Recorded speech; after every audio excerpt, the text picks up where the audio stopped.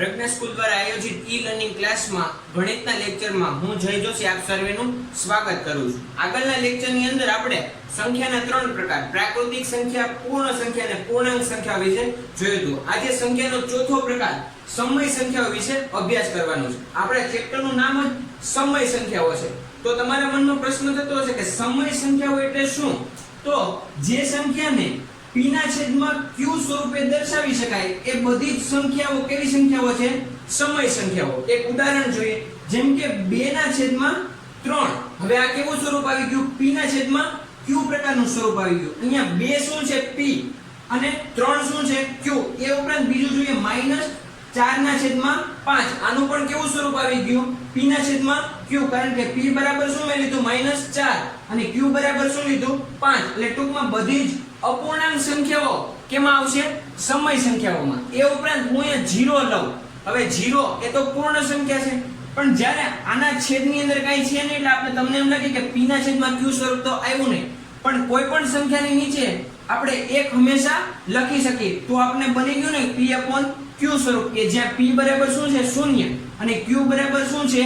1। એક ઉપરાંત પ્રાકૃતિક સંખ્યા લઈએ આપણે 1। હવે આની નીચે પણ કાઈ છેદમાં તો છે નહીં, તો આપણે હંમેશા કાઈ ન હોય તો છેદમાં 1 હંમેશા મૂકી શકીએ, તો પાછું p/q સ્વરૂપ આવી ગયું। એટલે અહીંયા તમે જોઈ શકો છો કે 2 3 5 1 1 આ બધી કેવી સંખ્યા છે? પ્રાકૃતિક સંખ્યા। -4 કેવી છે? પૂર્ણાંક સંખ્યા। એટલે p અને q ની કિંમત આપણે હંમેશા પૂર્ણાંક સંખ્યાઓ બધી જ લઈ શકીએ છીએ। એવું નથી કે દરેક પ્રાકૃતિક સંખ્યા જ લેવી, કારણ કે પૂર્ણાંક સંખ્યાની અંદર પ્રાકૃતિક સંખ્યા, પૂર્ણ સંખ્યા અને પૂર્ણાંક સંખ્યા ત્રણેયનો સમાવેશ થાય છે। એટલે p ની જગ્યાએ હું કોઈ પણ માઈનસ સંખ્યા 0 1 લઈ શકું। એ ઉપરાંત q ની બદલે પણ હું માઈનસ સંખ્યા અને બધી ધન સંખ્યાઓ લઈ શકું। પણ અહીંયા એક વધારે ધ્યાન એ લેવાનું છે, q ની જગ્યાએ આપણે ક્યારેય 0 લેવાનો નથી। તો હવે એમ થાય કે q ની બદલે 0 કેમ નથી લેવાનો? એક ઉદાહરણ દ્વારા સમજીએ। જેમ કે 12 ના છેદમાં મેં અહીંયા 3 મૂક્યું, તો આનો આપણે ભાગાકાર કઈ રીતે લખશું? કે 12 બરાબર 3 ગુણ્યા 4 એ રીતે મળશે। એ ઉપરાંત બીજું ઉદાહરણ લઈએ, 12 ના છેદમાં 4। તો અહીંયા 12 કેવી રીતે આપણે મળે છે? 4 ગુણ્યા 3। જો હવે હું 12 ના છેદમાં 0 લઉં તો અહીંયા 12 બરાબર 0 ગુણ્યા મારે કંઈક કરવું પડશે, પણ એવી એક પણ આપણે સંખ્યા મળતી નથી કે જેને 0 વડે ગુણવાથી આપણે 12 મળે છે। એટલા માટે ક્યારેય 0 લેવાનો નથી q ની બરાબર, પણ p ની બરાબર તમે 0 લઈ શકો છો। આ થઈ ગયો સમય સંખ્યા છે। ટૂંકમાં જે સંખ્યાને p ના છેદમાં q સ્વરૂપે દર્શાવી શકાય એ ઉપરાંત p અને q ત્યાંથી હોવા જોઈએ પૂર્ણાંકમાંથી, અને q બરાબર 0 લેવાનો નથી। તો એ બધી સંખ્યાઓ કેવી થશે? સમય સંખ્યાઓ। સમય સંખ્યામાં બધી પ્રાકૃતિક સંખ્યા, પૂર્ણ સંખ્યા, પૂર્ણાંક વાળી સંખ્યા, અપૂર્ણાંક સંખ્યાઓ, એ ઉપરાંત 0.1 એટલે કે આ કેવી છે? દશાંશ ચિહ્ન વાળી સંખ્યા છે। જો મારે દશાંશ ચિહ્ન હટાવવું હોય તો મારે એક આ સાઈડ અને છેદમાં કેટલા લેવા પડશે? 10। એટલે બધી પ્રાકૃતિક, પૂર્ણ, પૂર્ણાંક સંખ્યાઓ, અપૂર્ણાંક સંખ્યાઓ, એ ઉપરાંત બધી દશાંશ અભિવ્યક્તિ વાળી સંખ્યાઓ કેમાં આવશે? સમય સંખ્યાઓમાં। આપણો આજનો ટોપિક છે સંવૃત્તતા, જેને અંગ્રેજીમાં ક્લોઝર પ્રોપર્ટી પણ કહેવાય છે। આ ક્લોઝર પ્રોપર્ટી તમારે આગળ ડિપ્લોમા કરશો, એન્જિનિયરિંગ કરશો, બીએસસી, એમએસસી જેવા કોર્સ કરશો ત્યાં પણ આ સંવૃત્તતા તમારે ભણવાનું આવશે। એટલા માટે તમે ધ્યાનથી આ સમજજો। સૌથી પહેલા પ્રાકૃતિક સંખ્યાઓ સરવાળા, બાદબાકી, ગુણાકાર અને ભાગાકાર જેવી ક્રિયાઓ માટે સમૃદ્ધ છે કે નહીં એ ચકાસવું એ સંવૃત્તતાની અંદર આવે। તો એ ચકાસણી કઈ રીતે થાય? તો પહેલા સરવાળા માટે જોઈએ કે a + b બરાબર જો c થાય તો સરવાળા માટે સંવૃત્ત છે એમ કહેવાય।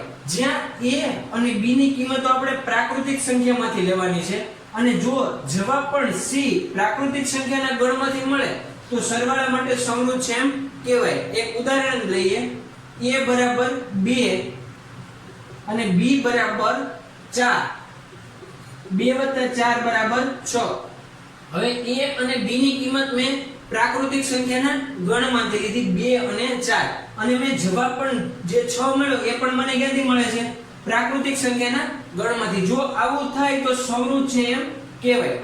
જો અહીંયા a અને b ની કિંમતથી 2 અને 4 લેવી ફરજિયાત નથી, તમે કોઈ પણ a અને b ની કિંમત લઈ શકો। જો a અને b ની કોઈ પણ કિંમત માટે જવાબ સી જો પ્રાકૃતિક સંખ્યાના ગણમાંથી મળતો હોય તો તમે સમૃદ્ધ છે એમ કહી શકો. પણ કોઈ પણ એક જોડી માટે a અને b માટે જો c ની કિંમત પ્રાકૃતિક સંખ્યાના ગણમાંથી આવતી ન હોય તો સમૃદ્ધ છે એમ કહી શકાય નહીં. હવે બાદબાકી માટે જોઈએ. અહીંયા પ્લસ ની નિશાની છે ત્યાં શું થઈ જશે? માઈનસ ની નિશાની. a - b બરાબર c. a બરાબર 2 લઈએ અને b બરાબર 4 લઈએ. જવાબ શું મળશે? 2 ઓછા 4 જવાબ મળશે -2. પણ -2 એ તો પ્રાકૃતિક સંખ્યાના ગણમાં આવતો નથી એટલે સમૃદ્ધ થશે નહીં. હવે અહીંયા તમે જોશો કે a - b બરાબર c. ઉદાહરણ આપણે ફેરવીએ. a બરાબર હું 4 લઉં અને b બરાબર લઉં છું 2. જવાબ મને શું મળશે? 2. અહીં 2 કેમાં છે? પ્રાકૃતિક સંખ્યાના ગણમાંથી. હવે એનું એ જ સમીકરણ છે a - b બરાબર c. અહીંયા પણ a - b બરાબર c છે. ઉદાહરણની અંદર આ જોડીની અંદર તમને જવાબ -2 મળે છે જે પ્રાકૃતિક સંખ્યાના ગણમાં આવતો નથી. આના માટે પ્રાકૃતિક સંખ્યાના ગણમાં આવે છે. પરંતુ મેં અગાઉ કીધું એમ કોઈ એક જોડી માટે a અને b માટે જો જવાબ તમને પ્રાકૃતિક સંખ્યાના ગણમાંથી ન મળે તો તમે સમૃદ્ધ છે એમ કહી શકો નહીં. હવે ગુણાકાર માટે જોઈએ તો અહીંયા ગુણાકારની નિશાની થઈ જશે a * b બરાબર c. a અને b ની કિંમત લઈએ 4 * 5. જવાબ શું મને? 20 મળે છે. એ પણ પ્રાકૃતિક સંખ્યાના ગણમાં છે. અહીં e અને b ની તમે ગમે તે જોડી લઈ શકો અને જવાબ ચેક કરતા હંમેશા પ્રાકૃતિક સંખ્યાના ગણમાંથી આવશે એટલે સમૃદ્ધ છે એમ કહી શકો. હવે ભાગાકાર માટે a / b બરાબર c. a બરાબર લઉં છું 3 / 4 બરાબર શું મળશે? 3 / 4 એટલે 3/4. હવે આ તો p/q નું સ્વરૂપ આવી ગયું એટલે કે સમય સંખ્યાનું સ્વરૂપ આવી ગયું. 3 અને 4 એ પ્રાકૃતિક સંખ્યાના ગણમાં આવે છે પણ 3/4 એ અપૂર્ણાંક સંખ્યા એ પ્રાકૃતિક સંખ્યાના ગણમાં આવતી નથી કારણ કે એ કેવી છે? સમય સંખ્યા. એટલે આ સમૃદ્ધતા ભાગાકાર માટે થશે નહીં. આ રીતે તમે સરવાળા, બાદબાકી, ગુણાકાર અને ભાગાકારની કોઈ પણ a અને b ની જોડી લઈ અને તમે c ની કિંમત મેળવી પ્રાકૃતિક સંખ્યાના ગણમાં આવતી હોય તો સમૃદ્ધ છે એમ ચકાસી શકો. આગળ આપણે જે રીતે પ્રાકૃતિક સંખ્યા માટે સમૃદ્ધતા ચકાસી હતી એ જ રીતે હવે પૂર્ણ સંખ્યા માટે સમૃદ્ધતાનો ગુણધર્મ ચકાસીશું. રીત બંનેમાં સેમ જ રહેશે. સરવાળા માટે સૌથી પહેલા સમૃદ્ધ છે કે નહીં એ ચકાસીએ તો એના માટે a + b બરાબર c. હવે a અને b ની કિંમત ક્યાંથી લેવાની છે? પૂર્ણ સંખ્યાના ગણમાંથી એટલે કે 0 થી લઈ અને અનંત સંખ્યા સુધીમાંથી a અને b ની તમે કોઈ પણ કિંમત લઈ શકો. ઉદાહરણ તરીકે હું a ની કિંમત 4 લઉં છું અને b ની કિંમત શું લઉં છું? 0. હવે આ બેનો સરવાળો કરતા જવાબ શું મળે? 4 એટલે કે c મળ્યો. જ્યાં 4 ની કિંમત છે એ કયા ગણમાં છે? પૂર્ણ સંખ્યાના ગણમાંથી છે. અહીંયા a અને b ની જગ્યાએ તમે કોઈ પણ પૂર્ણ સંખ્યાઓની જોડી લઈ શકો છો પણ c એટલે કે તમને જે જવાબ મળે એ હંમેશા પૂર્ણ સંખ્યાના ગણમાંથી થવો જોઈએ તો તમે સરવાળાની ક્રિયા માટે સમૃદ્ધ છે એમ કહી શકો. એ રીતે હવે આગળ જોઈએ. a - b બરાબર c. બાદબાકીની ક્રિયા માટે જોઈએ. a બરાબર હું લઉં છું 4 અને b બરાબર હું લઉં છું 5. જવાબ શું મને મળે છે? -1. હવે -1 છે એ પૂર્ણ સંખ્યાના ગણમાં આવતો નથી એટલે બાદબાકીની ક્રિયા માટે પૂર્ણ સંખ્યાઓ સમૃદ્ધ થશે એ કહી ના શકાય. એ ઉપરાંત તમે જોશો કે a - b બરાબર c. હવે હું a બરાબર 5 લઉં અને b બરાબર 4 લઉં. જવાબ મને શું મળે છે? 1. હવે આ 1 તો એ પૂર્ણ સંખ્યાઓની અંદર આવી ગયો જ્યારે અહીંયા માઈનસ છે એ પૂર્ણ સંખ્યાઓમાં આવતો નથી તો અહીંયા 1 માટે પૂર્ણ સંખ્યા સમૃદ્ધ થાય અને બીજા માટે પૂર્ણ સંખ્યા સમૃદ્ધ થતી નથી એવું તમારા મનમાં પ્રશ્ન થતો હશે. પણ તમે કોઈ પણ જોડી લઈ શકો. કોઈ પણ એક જોડી માટે જો સમૃદ્ધ થતું નથી તો બધી જ જોડીઓ માટે સમૃદ્ધતા સાબિત થઈ શકશે નહીં. એટલે બધી જ જોડીઓ માટે સમૃદ્ધ છે એમ તમારે સાબિત કરવું પડશે. ત્યાર પછી તમે કહી શકો કે સમૃદ્ધ છે કે નહીં. હવે ગુણાકાર અને ભાગાકાર માટે ચકાસીએ તો a * b બરાબર c. 5 * 4 બરાબર 20. એ તમે કોઈ પણ જોડી લેશો બધા જ માટે ગુણાકારની ક્રિયા માટે સમૃદ્ધ થશે. હવે ભાગાકાર માટે જોઈએ તો a / b બરાબર c મળવું જોઈએ. a બરાબર હું 3 લઉં અને b બરાબર 2 એટલે 3/2. હવે આ 3/2 એટલે તો સમય સંખ્યાનું પદ આવી ગયું એટલે એ તો કેવું થયું? p/q સ્વરૂપ. એ તો પૂર્ણ સંખ્યામાં આવતું નથી. 3 અને 2 આવે છે પણ 3/2 એ આવતું નથી એટલે ભાગાકારની ક્રિયા માટે પૂર્ણ સંખ્યાઓ સમૃદ્ધ થશે નહીં. પૂર્ણાંક સંખ્યાઓ માટે સમૃદ્ધતાનો ગુણધર્મ ચકાસીશું. તો એના માટે આપણે સરવાળા, બાદબાકી અને ગુણાકાર અને ભાગાકારની ક્રિયાઓ માટે સમૃદ્ધ છે કે નહીં એ ચકાસીએ. તો સૌથી પહેલા સરવાળા માટે જોઈએ. તો a વત્તા b બરાબર c.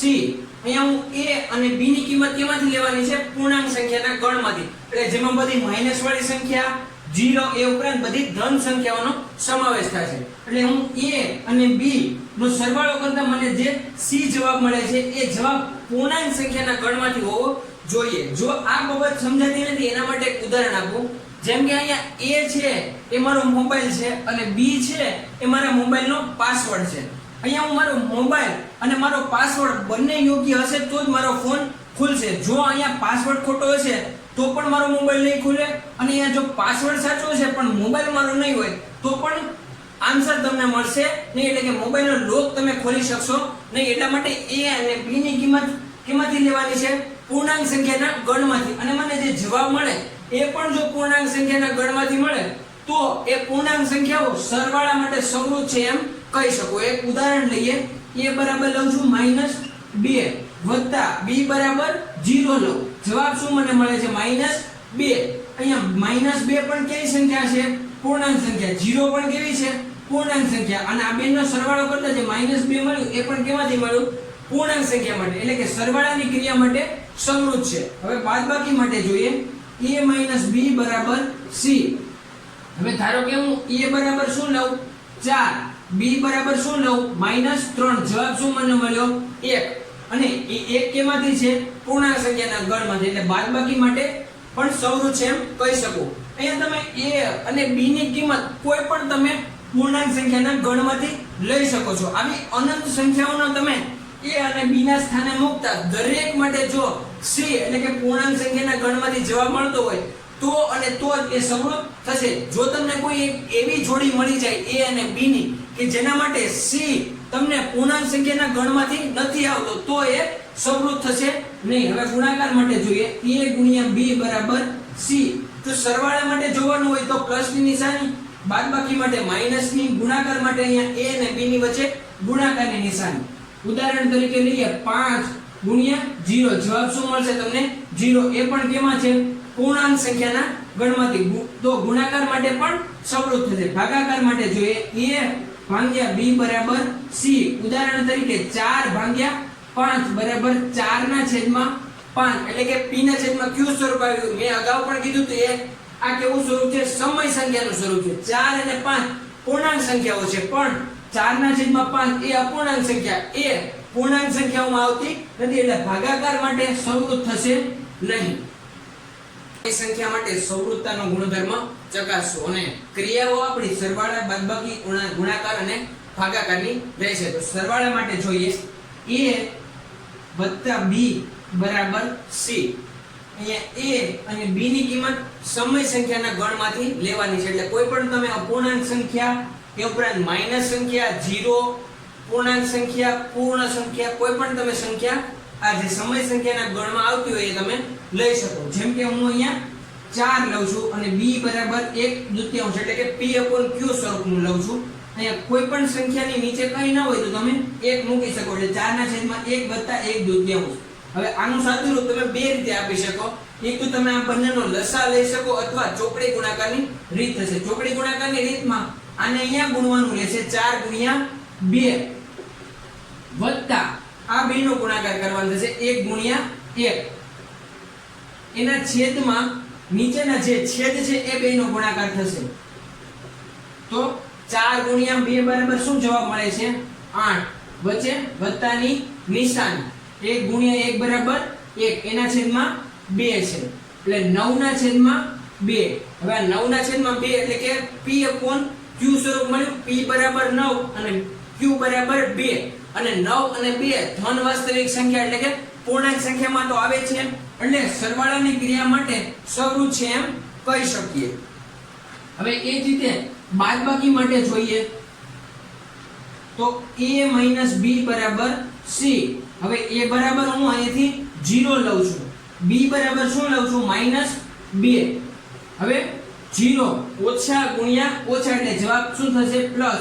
0 + 2 બરાબર 2 મળ્યું. હવે c ની કિંમત શું મળી 2 અને એ કેમાં છે સમય સંખ્યાના ગણમાં એટલે બાદબાકી માટે પણ સંવૃત છે એમ કહી શકાય. ગુણાકાર માટે જોઈએ a * b બરાબર c. a બરાબર હું લઉં -1, b બરાબર શું લઉં 0. હવે આ બેનો ગુણાકાર કરું છું 0 * -1 જવાબ શું આવશે 0 કારણ કે કોઈ પણ સંખ્યાને 0 વડે ગુણો જવાબ હંમેશા 0 થઈ જાય. અહીંયા જે 0 એટલે કે c ની કિંમત મળી એ તમને ક્યાં સમય સંખ્યાના ગણમાંથી મળે છે એટલે સમય સંખ્યા પણ સંવૃત થશે. ભાગાકાર માટે જોઈએ a / b બરાબર c. હવે a ની કિંમત હું લઉં છું -4 ભાગ્યા b ની કિંમત લઉં છું -2 બરાબર -4/-2 માઈનસ માઈનસ 2 માં કેન્સલ 4/2 1/2 થશે. ભાઈ એ 1/2 છે એ પણ કેવું થઈ ગયું સમય સંખ્યાના ગણમાંથી જ આવે છે એટલા માટે ભાગાકારની ક્રિયા માટે પણ સંવૃત છે એમ કહી શકાય. હવે એવું જરૂરી નથી કે અહીંયા જે મેં ઉદાહરણ આપ્યા એ જ ઉદાહરણને તમે જોડી લઈ શકો. તમે એવી ઘણી બધી અલગ અલગ જોડીઓ લઈ શકો a અને b ની કિંમત માટે અને તમને જે જવાબ મળે એટલે કે c જે જવાબ મળે એ જો સમય સંખ્યાના ગણમાંથી આવતું હોય તો તમે સંવૃત છે એમ કહી શકાય. આગળ આપણે સંવૃતતા ગુણધર્મની ચકાસણી કરી. એ જ રીતે હવે આપણે નવા ગુણધર્મ ક્રમના ગુણધર્મની ચકાસણી કરીશું. જોઈશું કે પૂર્ણ સંખ્યાઓ સરવાળા બાદબાકી એ ઉપરાંત ગુણાકાર અને ભાગાકાર માટે ક્રમના ગુણધર્મનું પાલન કરે છે કે નહીં. જેવી રીતે આપણે સંવૃતના ગુણધર્મની અંદર a + b અથવા a - b અથવા a * b અને a ભાગ્યા b અને જે જવાબ આપણે c મળતો હતો એ જો આપણે પૂર્ણ સંખ્યાની અંદર સમાવેશ થતો હોય તો એ સંવૃત છે એમ કહેતા હતા. એ જ રીતે જો ક્રમના ગુણધર્મનું જોવું હોય તો એના માટે a + b બરાબર b + a એટલે કે મારે જે બે સંખ્યાનો સરવાળો કરો અને એને જો ઉલટાવી નાખો એ બે સંખ્યાના ક્રમને અને એ બે જો જવાબ સમાન મળે તો સરવાળાની ક્રિયા માટે પૂર્ણ સંખ્યાઓ ક્રમના ગુણધર્મનું પાલન કરે છે એમ કહી શકું. જેમ કે અહીંયા હું a + b.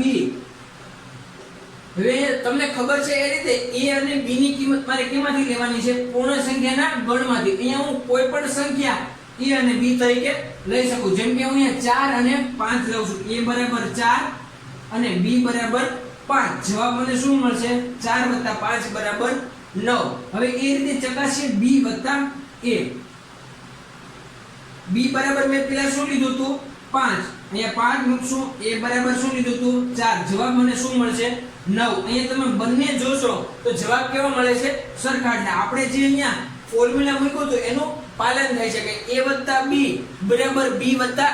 એટલે જો ક્રમ ઉલટાવી નાખો છતાં પણ જવાબ કેવો રહે છે સરખો. એટલે ક્રમ ફેરવવા છતાં એ ગુણધર્મને આધારે જવાબની અંદર કઈ ફેરફાર થતો નથી. એટલે સરવાળાની ક્રિયા માટે પૂર્ણ સંખ્યાઓ ક્રમના ગુણધર્મનું શું કરે છે પાલન. હવે બાદબાકી માટે જોઈએ તો અહીંયા સરવાળાની નિશાની છે તે શું થઈ જશે બાદબાકીની નિશાની.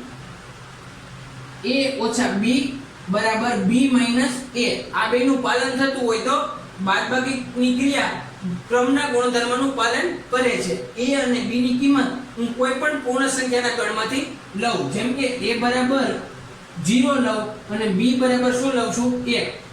0 - 1 જવાબ શું મળશે -1. હવે આપણે b - 1 લેવાનું કારણ કે આપણે ક્રમ શું કરીએ છીએ ફેરવી નાખીએ છીએ.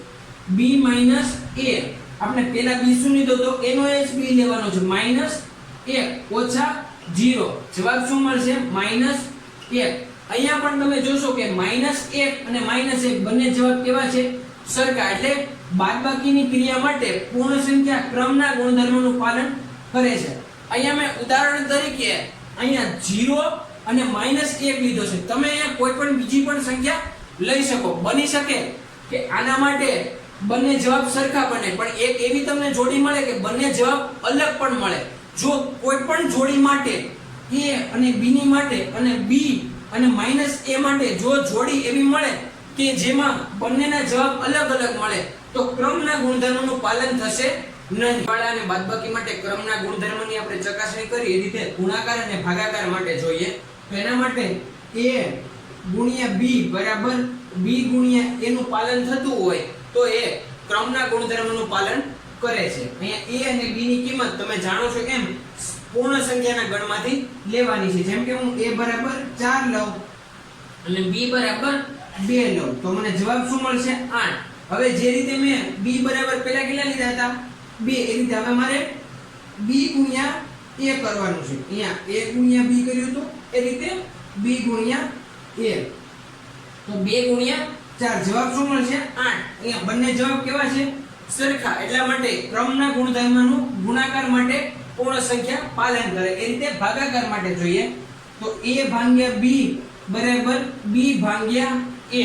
હવે a ભાગ્યા b માટે જેમ કે હું a બરાબર 4 લઉં અને b બરાબર શું લઉં છું 5, જવાબ શું મળશે 4 ના છેદમાં 5. હવે એ રીતે જોઈએ b ભાગ્યા a તો b બરાબર શું લીધું તો 5 ભાગ્યા 4 તો જવાબ શું મળ્યો 5 ના છેદમાં 4. પહેલી વખત મને શું મળે છે 4 ના છેદમાં 5, બીજી વખત શું મળે છે 5 ના છેદમાં 4. એટલે કે આ જવાબ બંને કેવા છે જુદા જુદા. એટલે ભાગાકારની ક્રિયા માટે ક્રમના ગુણધર્મનું પાલન થતું નથી. જે રીતે આપણે પૂર્ણ સંખ્યા માટે ક્રમના ગુણધર્મનો ઉપયોગ કર્યો તો એ જ રીતે આપણે પૂર્ણાંક સંખ્યાઓનો ઉપયોગ કરીશું. અહીંયા માત્ર પૂર્ણાંક સંખ્યાઓ, પૂર્ણ સંખ્યાઓ, સમય સંખ્યાઓ, પ્રાકૃતિક સંખ્યા, અહીંયા સંખ્યાના ખાલી ગણ જ બદલાઈ રહ્યા છે, બાકી પ્રક્રિયાઓ એની જ કરવાની છે. સરવાળા માટે ક્રમનો ગુણધર્મ જોઈએ a b બરાબર b a.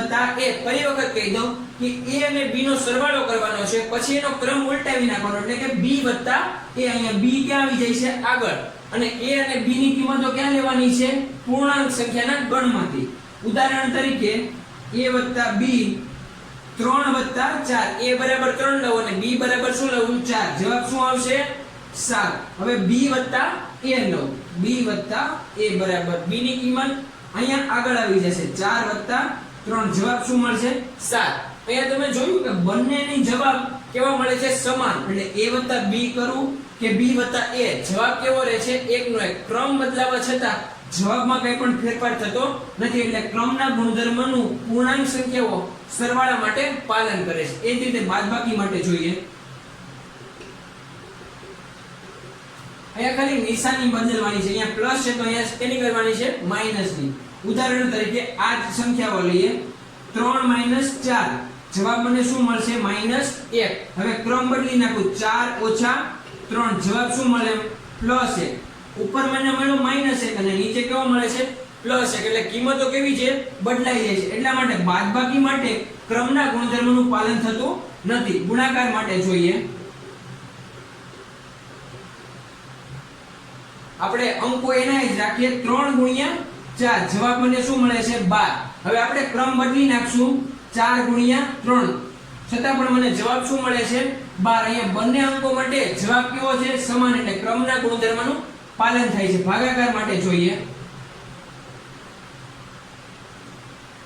3 અને 4 બંને સંખ્યાઓ a અને b ના સ્થાને લઈએ.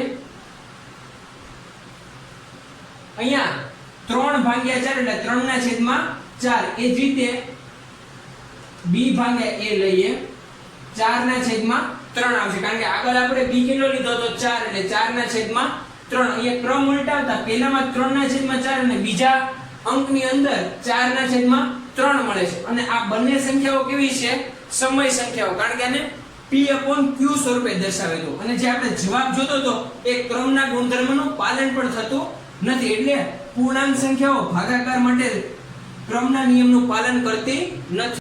જે રીતે આપણે પૂર્ણાંક સંખ્યા માટે સરવાળા, બાદબાકી, ગુણાકાર અને ભાગાકાર માટે ક્રમના ગુણધર્મનું પાલન થાય છે કે નહીં એ ચકાસ્યું, એ જ રીતે હવે આપણે સમય સંખ્યાઓના ગણ માટે સરવાળા, બાદબાકી એ ઉપરાંત ગુણાકાર અને ભાગાકાર માટે ક્રમના ગુણધર્મનું પાલન થાય છે કે નહીં એ ચકાસીશું. સૌથી પહેલા સરવાળા માટે તો જો a b બરાબર b a આ જો પાલન થતું હોય તો સરવાળો એ ક્રમના ગુણધર્મનું પાલન કરે છે. અહીંયા a અને b ની કિંમતો મારે સમય સંખ્યાના કોઈ પણ ગણમાંથી કિંમતો લઈ શકું. જો હું a b માટે a બરાબર -2 લઉં વત્તા b બરાબર -3/2 લઉં. અહીંયા જરૂરી નથી કે મેં જે કિંમતો લીધી એ જ કિંમતો લીધી, તમે કોઈ પણ કિંમતો લઈ શકો છો. હવે આપણે એનું સાદું રૂપ આપીએ તો કોઈ પણ સંખ્યાની છેદની અંદર 1 હું હંમેશા લખી શકું છું. અગાઉ પણ મેં કીધું તો એ રીતે આની બે રીતે સોલ્વ થાય. એક તો આ બંને સંખ્યાનો તમે લસા લઈ શકો અથવા ચોકડી ગુણાકારની રીત. ચોકડી ગુણાકારની રીત અત્યારે તમને થોડીક સરળ પડશે એટલા માટે એ રીત શીખીએ. આ રીત ખૂબ મહત્વની છે તો આ દાખલામાં ખાસ ધ્યાન આપજો. પહેલા આ બંનેનો ગુણાકાર થશે -2 ગુણ્યા -2, વચ્ચે પ્લસની હંમેશા નિશાની રહેશે. પછી આ બેનો ગુણાકાર થશે -3 ગુણ્યા -1. અહીંયા જરૂરી નથી કે સૌથી પહેલા આ બેનો જ ગુણાકાર કરવો, તમે આ પણ કરી શકો. અને એના છેદમાં આ બંને છેદનો ગુણાકાર 2 ગુણ્યા 1. અહીંયા જો તો -2 ગુણ્યા 2 એટલે -4 વત્તા -3 ગુણ્યા 1 એટલે -3 અને એના છેદમાં શું છે 2. જવાબ મળશે અહીંયા -4 -3 ના છેદમાં 2 એટલે કે -7 ના છેદમાં 2.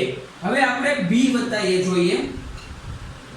પહેલા આપણે b બરાબર -3 ના છેદમાં 2 લીધું તો એ જ b અહીંયા પણ રાખવો પડશે. -3 ના છેદમાં 2 વત્તા -2 ના છેદમાં 1. પાછો અહીંયા ચોકડી ગુણાકાર થશે -3 ગુણ્યા 1 વત્તા -2 ગુણ્યા 2 એના છેદમાં 2 ગુણ્યા 1 એટલે 2.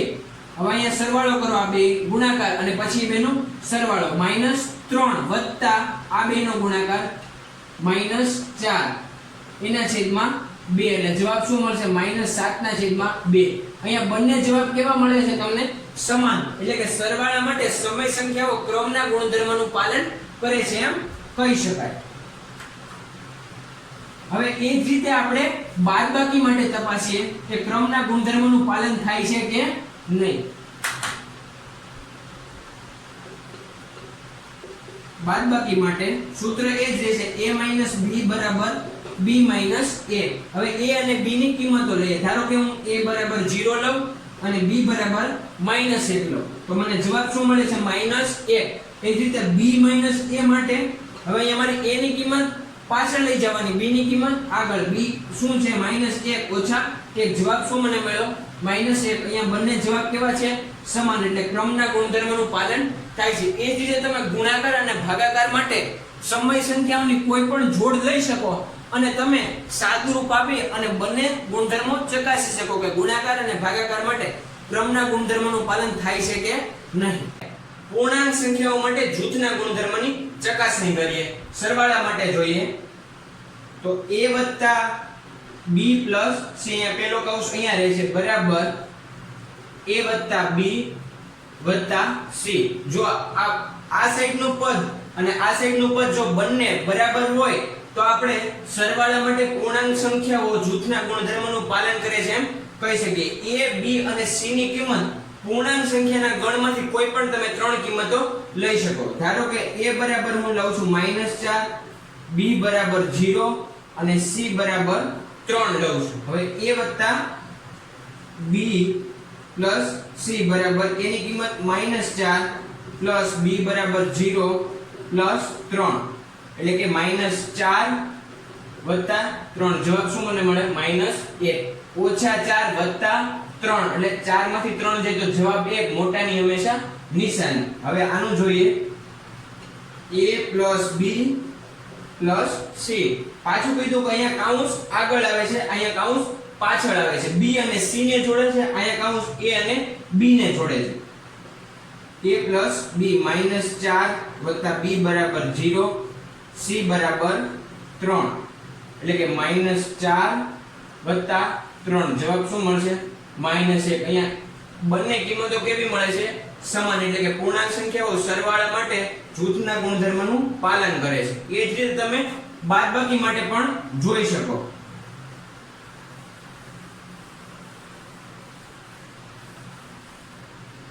બાદબાકી માટે જોઈએ તો નિયમ એ જ રહેશે a b c બરાબર a b c. જ્યાં સરવાળા માટે પ્લસની નિશાની છે ત્યાં બધે જ બાદબાકીની નિશાની થઈ જશે. હવે a b અને c ની કિંમતો લઈ લઈએ. a બરાબર 0 b બરાબર 1 અને c બરાબર -2. અહીંયા મેં માઈનસ કિંમત લીધી છે કારણ કે ગણ કયો છે પૂર્ણાંક સંખ્યાઓ. પૂર્ણાંક સંખ્યાઓની અંદર બધી માઈનસ સંખ્યાઓ 0 એ ઉપરાંત બધી ધન સંખ્યાઓ આવે છે. જોઈએ ચકાસીએ. આના માટે મૂક્યું છે આ પદ a બરાબર 0 માઈનસ કાઉન્સ કરવાનો b બરાબર 1 c બરાબર -2. જો અહીંયા -2 છે એનું મેં -2 મૂક્યો, એ ઉપરાંત અહીંયા માઈનસ ની નિશાની હતી એટલા માટે મેં અહીંયા માઈનસ મૂકી, એટલે 0 ઓછા ઓછા ઓછા પ્લસ થઈ જશે, એટલે 1 + 2 જવાબ મને શું મળશે? 2 ને 3, અને આગળ માઈનસ ની નિશાની છે મૂકી દીધી. હવે આ કાઉન્સ માટે જોઈએ a - b - c. a અને b ની કિંમતો મૂકીએ 0 - 1, c ની કિંમત શું છે? -2. -2 ઉપરાંત વધારાનો એક -1 બરાબર -1 માઈનસ માઈનસ શું થઈ જશે? પ્લસ. જવાબ શું મળે? +1. અહીંયા બંને કિંમતો કેવી છે? અલગ અલગ. એટલે પૂર્ણાંક સંખ્યાઓ બાદબાકી માટે જૂથના ગુણધર્મોનું પાલન કરતું નથી. હવે આપણે સમય સંખ્યાના ગણ માટે જૂથના ગુણધર્મોનું પાલન થાય છે કે નહીં ચકાસીએ. સૌથી પહેલા સરવાળાની ક્રિયા માટે, તો એના માટે a + b + c બરાબર a + b + c. જો આ પદ અને આ પદ જો બંને સમાન મળે તો સરવાળા માટે જૂથના ગુણધર્મનું પાલન થાય છે એમ કહી શકાય. અહીંયા તમને બે કાઉન્સ આપેલા છે, a b + c અને આ સાઈડ a + b, એટલે કે અહીંયા જો a એકાંતમાં હતો અને આ સાઈડ c એકલો થઈ જાય છે, એટલા માટે જૂથ બંને કેવા થાય છે? ફરી જાય છે. જો બંને જૂથ સમાન મળે તો જૂથના ગુણધર્મનું પાલન થાય છે એમ કહી શકાય. a b અને c ની કિંમતો તમે કોઈ પણ સમય સંખ્યાના ગણમાંથી લઈ શકો. જેમ કે આપણે a ની કિંમત લઈએ 0, b ની કિંમત લઈએ -4 અને c ની કિંમત લઈએ 1. ચકાસીએ a + b + c બરાબર a બરાબર શું મેં લીધું? 0 + b ની કિંમત છે -4 અને c ની કિંમત છે 1 બરાબર -4 + 1. જવાબ શું મને મળશે? -3. હવે આના માટે જોઈએ કાઉન્સની અંદર a + b + c. a ની કિંમત શું છે? 0 + b ની કિંમત શું છે? -4 + c ની કિંમત 1, એટલે -4. અહીંયા તો 0 છે એટલે -4 જ રહેશે, +1. જવાબ શું મને? -3. અહીંયા બંને કિંમતો તમને કેવી મળે છે? સમાન. એટલે સરવાળા માટે જૂથના ગુણધર્મનું પાલન થાય છે એમ કહી શકાય. હવે બાદબાકી માટે સમય સંખ્યાના જૂથના ગુણધર્મની ચકાસણી કરીએ. તો એના માટે જો a - b - c બરાબર a - b - c, આ બંને પદો જો બરાબર થતા હોય તો બાદબાકી માટે જૂથના ગુણધર્મનું પાલન થાય છે એમ કહી શકાય. a b અને c ની કિંમતો તમે કોઈ પણ સમય સંખ્યાના ગણમાંથી લઈ શકો. ધારો કે હું a બરાબર 0 લઉં છું, b બરાબર 1 લઉં છું અને c બરાબર 1/2 લઉં છું. મુખ્ય કિંમતો a - b - c બરાબર a ની બદલે શું આવશે? 0 - b - c. b બરાબર શું લીધું છે? 1 - c 1/2. 0 માઈનસ એટલે કે માઈનસ જવાબ આવશે. 1 માંથી 1/2 જાય તો શું વધશે? 1/2. એટલે આ એક આખો છે એમાંથી આ 1/2 એટલે 0.5 એટલે વધશે શું? 0.5. જવાબ શું મને મળ્યો? -1/2. એ જ રીતે a - b - c માટે ચકાસીએ. કિંમતો a b c ની આ જે છે એ જ રહેશે. a બરાબર શું છે? 0, b બરાબર શું છે? 1 અને c ની કિંમત શું છે? -1/2. હવે ચકાસીએ 0 - 1 એટલે -1 -1/2 શું વધશે? 1 માંથી 1/2 બાદ થશે એટલે -1/2. અહીંયા તમે જોશો કે બંને કિંમતો કેવી છે? સમાન. એટલે કે સમય સંખ્યાઓ બાદબાકી માટે જૂથના ગુણધર્મનું પાલન કરે છે અને બાદબાકી માટે સમય સંખ્યાના જૂથના ગુણધર્મનું પાલન કરે છે કે નહીં એ જોયું. હવે ઘણી વખત પરીક્ષાની અંદર તમને a b અને c ની કિંમતો આપી દીધી અને પછી જૂથના ગુણધર્મનું ગુણાકાર અથવા ભાગાકાર માટે પાલન કરે છે કે નહીં એ ચકાસવાનું આપે. એટલે અગાઉ આપણે સમય સંખ્યાના ગણમાંથી કોઈ પણ સંખ્યાઓ લેતા હતા અને ગુણધર્મની ચકાસણી કરતા હતા. હવે તમને સંખ્યાઓના મૂલ્ય એટલે કે કિંમતો આપી દીધી છે અને ગુણધર્મની ચકાસણી પૂછી છે. તો ગુણાકાર માટે છે એટલા માટે a ગુણ્યા b ગુણ્યા c બરાબર a ગુણ્યા b ગુણ્યા c. જો આ પદની કિંમત અને આ પદની કિંમત બંનેની કિંમત સમાન થાય તો જૂથના ગુણધર્મનું પાલન થાય એમ કહી શકાય. હવે a b અને c ની કિંમતો ઉપર જે આપેલી છે એમાંથી લેવાની રહેશે. સૌથી આ પદ માટે જોઈએ.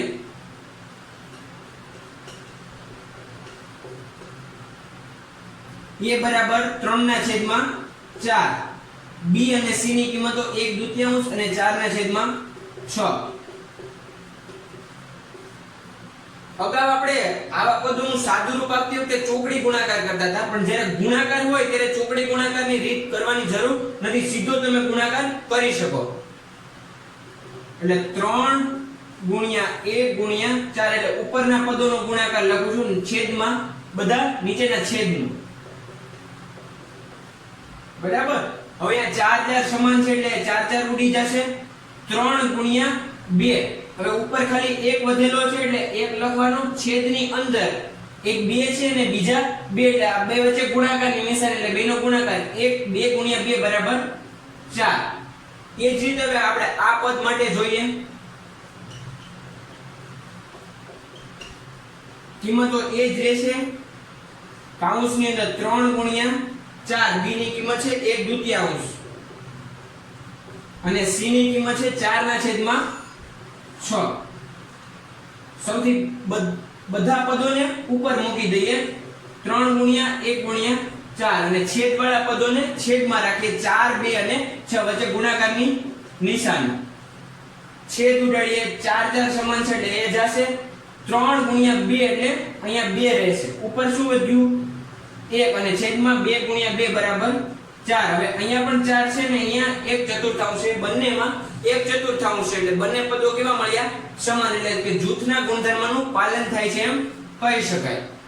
નેક્સ્ટ હવે ભાગાકાર માટે જૂથના ગુણધર્મનું પાલન થાય છે કે નહીં એ ચકાસીએ. અને આપણી પાસે કિંમત a b અને c ની આપી દીધેલી છે. જો a ભાગ્યા b ભાગ્યા c બરાબર a ભાગ્યા b ભાગ્યા c, જો આ બંને પદોની કિંમત જો સરખી આવે તો જૂથના ગુણધર્મનું પાલન થાય છે એમ કહી શકીએ. a b અને c ની કિંમતો મૂકીએ. a બરાબર 1, એને ભાગ્યા b છે 2, એને ભાગ્યા 3. સૌથી પહેલા આપણે કૌંસનું સાદું રૂપ આપશું. 2 ભાગ્યા 3 એટલે 2 ના છેદમાં 3. જો ભાગાકારની નિશાની હોય તો અહીંયા છેદ મૂકવાનો થશે. બરાબર 1 ભાગ્યા 2 ના છેદમાં 3. હવે અહીંયા તમે આગળ જોયું કે 2 ભાગ્યા 3 એટલે ભાગાકારની નિશાની તો 3 ને છેદમાં મૂક્યા, તો અહીંયા પણ ભાગાકારની નિશાની છે તો આ આખે આખું પદ છેદમાં જતું રહેશે.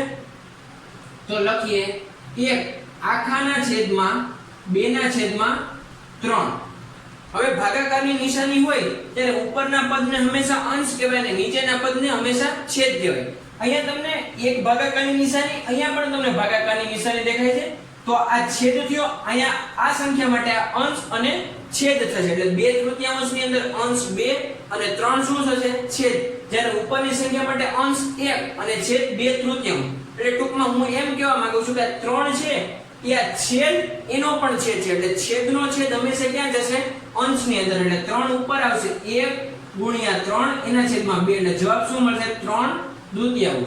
હવે આપણે આના માટે ચકાસીએ કે 1 ની કિંમત, a ની કિંમત 1 ભાગ્યા b ની કિંમત 2 અને એને ભાગાકારમાં 3. ફરી એકવાર જોઈએ. 1 ભાગ્યા 2 એટલે ભાગાકારની નિશાની એટલે 2 ક્યાં આવી જશે? છેદની અંદર. બરાબર. અને એને ભાગ્યા 3. હવે અહીંયા પાછી ભાગાકારની નિશાની છે એટલે 3 ક્યાં જશે? છેદમાં.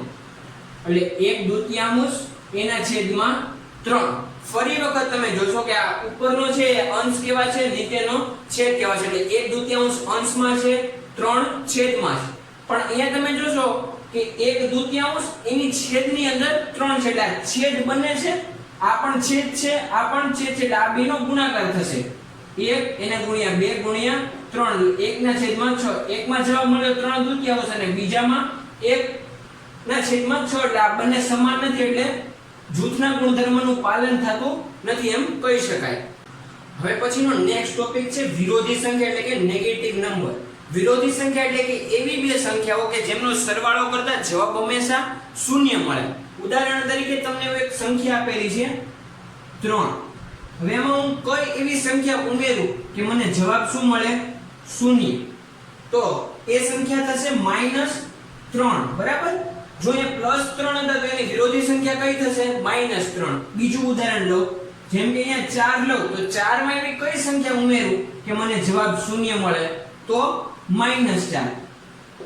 એ જ રીતે બીજી એક સંખ્યા છે -5 તમને આપેલી છે, એમાં કઈ સંખ્યા ઉમેરવાની થશે તો +5 ઉમેરું તો મને જવાબ શું મળશે 0. એટલે કે જો તમને ધન સંખ્યા આપેલી તો એની વિરોધી સંખ્યા ઋણ સંખ્યા થશે, અને જો ઓલરેડી તમને ઋણ સંખ્યા આપેલી છે તો એની વિરોધી સંખ્યા ધન સંખ્યા થશે. જેમ કે બીજી એક છે સમય સંખ્યા 8/21. હવે આમાં બીજી કઈ સંખ્યા ઉમેરતા જવાબ 0 મળશે તો જવાબ આવશે +8/21. આ બેનો સરવાળો કરતા જવાબ શું મળે છે 0. મેળવી એ જ રીતે હવે આપણે વ્યસ્ત સંખ્યા મેળવીશું. વિરોધી સંખ્યાની અંદર શું કરવાનું હતું કે બે સંખ્યાનો સરવાળો કરવાનો હતો અને જવાબ આપણે મેળવવાનો હતો 0. એ જ રીતે વ્યસ્ત સંખ્યાની અંદર બે સંખ્યાનો ગુણાકાર કરવાનો છે અને જવાબ આપણે મેળવવાનો છે 1. જો વિરોધી સંખ્યાની અંદર જો પ્લસ સંખ્યા હતી તો આપણે માઈનસ સંખ્યા મૂકતા અને જવાબ આપણે શું મળતો 0. ઉદાહરણ તરીકે વ્યસ્ત સંખ્યા મેળવવાની કીધી છે 8/21.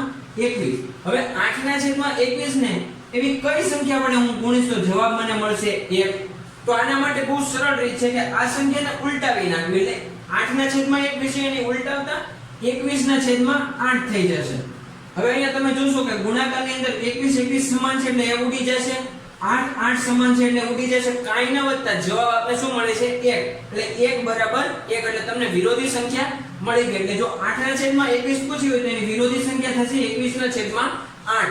એ રીતે જો 3/4 પૂછી હોય અને એની વિરોધી સંખ્યા મેળવવી હોય તો કઈ નહીં, એને ઉલટાવી નાખવાની એની સંખ્યાને 4 × 3 જવાબ શું મળશે 1. કારણ કે અહીંયા 4 ઉડી જશે અને 3 ઉડી જશે. ધારો કે અહીંયા 3 સંખ્યા તમને આપેલી છે અને એની વ્યસ્ત સંખ્યા કીધી અને જવાબ મળવો જોઈએ 1. અહીંયા તો શું હતું અંશ છેદ હતા એટલે આપણે એ સંખ્યાને ઉલટાવી રાખતા. અહીંયા 3/4 એટલે 4 ઉપર લઈ ગયા ને 3 છેદમાં. પણ અહીંયા તો તમને 3 આપી છે, પણ મેં તમને અગાઉ કીધું એમ કોઈ પણ પ્રાકૃતિક સંખ્યાની નીચે આપણે 1 હંમેશા મૂકી શકીએ. એટલે 3/1 થઈ ગયું. હવે એને ઉલટાવી નાખો 1/3. હવે 3 ઉડી ગયા, 1 ઉડી ગયો, જવાબ શું મળ્યો 1. એટલે 3 ની વિરોધી સંખ્યા કઈ થઈ 1/3. આ થયો વ્યસ્ત સંખ્યાનો.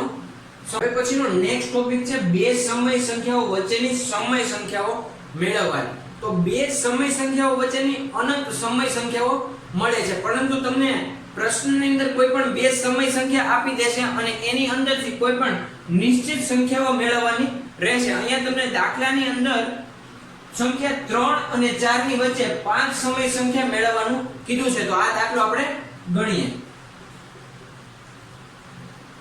અહીં a બરાબર 3 અને b બરાબર 4 છે. કારણ કે 3 અને 4 ની વચ્ચે મેળવવાની એટલે a ની કિંમત કેટલી છે 3 અને b ની કિંમત કેટલી છે 4. ધારો કે n બરાબર 5 છે. જેટલી તમને સંખ્યા મેળવવાની કીધી છે એટલી સંખ્યા તમારે ધારી લેવાની રહેશે. હવે n બરાબર 5 છે, તેથી n + 1 બરાબર 6 થશે. કારણ કે n બરાબર આપણે 5 ધાર્યું. હવે 5 માં હું 1 ઉમેરું એટલે જવાબ મને શું મળશે 6. હવે આપણે a ને લખવાનું રહેશે 3 બરાબર 3 ગુણ્યા હવે આ n + 1 ની જે કિંમત મળી એની વડે ગુણી અને ભાગી નાખવાના રહેશે 6 × 6. હવે એ કંઈ પણ જવાબમાં પરિવર્તન પામશે નહીં, કારણ કે 3 ને 6 × 6 એટલે આ બંને ઉડી જશે એટલે 1 વધશે એટલે 3 બરાબર 3 એટલે સમીકરણ અચળ રહે છે. જોઈએ આ બેનો ગુણાકાર કરીએ 3 × 6 એટલે 18/6. એ જ રીતે આપણે a માટે લખ્યું, હવે b માટે લખીએ 4 બરાબર 4 ગુણ્યા એ જ રીતે આને વડે આપણે ગુણી અને ભાગી નાખવાનું રહેશે 6 × 6. 6 ચોક 24. 24/6. હવે અહીંયા 24/6 મળ્યું અને અહીંયા 18/6 મળ્યું. આની વચ્ચે 5 સંખ્યાઓ તમને હવે મળી ગઈ. 5 સંખ્યા કઈ થશે 19/6, 20/6, 21/6, 22/6 અને 23/6. એટલે કે જે આ અંશ છે એમાં એક સંખ્યા વધારતી જવાની અને આ રીતે તમને 5 સંખ્યા મળે. આ જ રીતે કોઈ પણ તમને દાખલો પૂછે 3 અને 4 ની જગ્યાએ કોઈ પણ સંખ્યા હોય એ તમે મૂકી શકો. અને જો 5 કીધું હોય તો n બરાબર 5 અથવા બીજી કોઈ પણ સંખ્યા હોય તો એ તમે વધારી શકો. યાદ એ રાખવાનું છે કે n+1 વડે ગુણવાનું અને ભાગવાનું છે અને આ રીતે તમામ દાખલાઓ થઈ શકે.